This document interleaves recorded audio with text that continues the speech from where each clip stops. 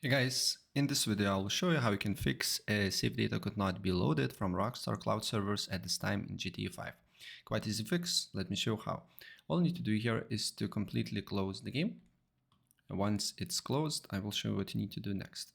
Simply, you just need to, after closed, you just need to open up a file explorer, then you need to go to documents, then you need to go to a Rockstar Games, GTA 5, and then you should see profiles. So what is just to do here is if you have some saves, it's just to drag to desktop, but basically remove from GTA 5 folder and then relaunch the game, and then you should get a pop-up that says enable cloud save files or something along these lines. So you just need to enable it, and then you just need to launch the game normally, and you should not be getting any sort of error whatsoever, right? And yeah, that's basically it. If I helped you out, please press like and subscribe for more. Take care. Bye.